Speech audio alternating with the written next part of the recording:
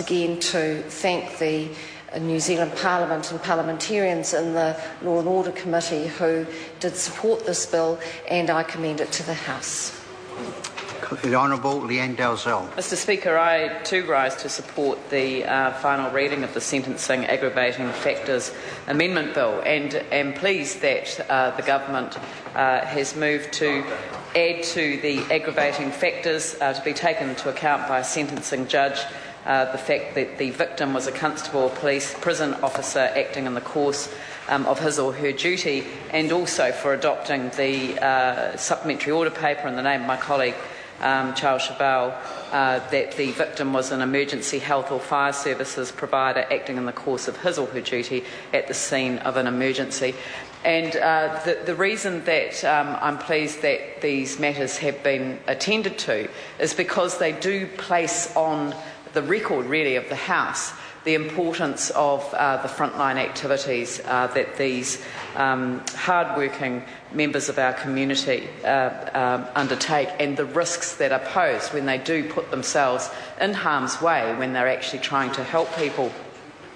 When I discussed the issue of the emergency health and fire service providers with my colleague, Charles Chabal and I both were very much aware of individual firefighters and people who worked in the emergency health area, particularly ambulance officers, who had found themselves in a situation where they were trying to assist people and in fact weren't able to provide that assistance because of the resistance that they met from the individual concerned. And can I say to this House that in every single one of those cases, alcohol was involved. Serious quantities of alcohol having been consumed, either an accident ensuing or a crash, or indeed a major assault.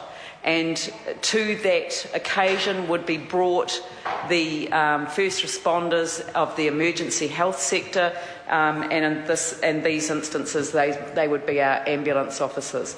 To hear ambulance officers talk about being assaulted as they attempted to resolve difficult situations as a result of the amount of alcohol that had been consumed was kind of a double whammy, because here we are talking about what a judge has to take into account sentencing somebody after that assault has taken place and the consequences have been carried by that individual and their family, instead of actually at the front end talking about the alcohol-related issues that this country has failed to face up to year after year after year after year. And I know that we are going to be debating in this House the Alcohol Reform Bill, and I have to say to this House, it doesn't go far enough. It will not resolve this problem here that we are having to confront with the ambulance at the bottom of the cliff, shall I say, literally in this case, rather than the fence at the top of the cliff, which would have much more control over the amount of alcohol that is in our communities and is causing so much violence and so many injuries and hardship right across the board, not only from those that have consumed too much, but obviously from those who are the victims of their actions as a result.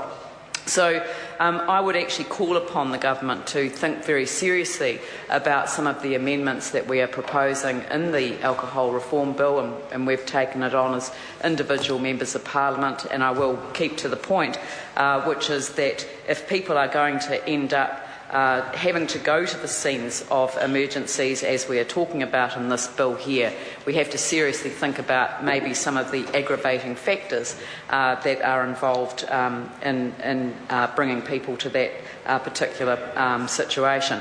So leaving that the front end of it aside, can I also say that I have also spoken to a number of volunteer firefighters who have found themselves in exactly the same situation, where they've turned up on the front line in order to assist and found themselves in the situation where they are confronted by people who do not want them to assist, and for whatever reason, there may be circumstances relating to a particular occasion that has caused the fire to occur, and so they find themselves in this incredibly difficult situation. So I really do support the fact that these aggravating and aggravating factors are to be taken into account.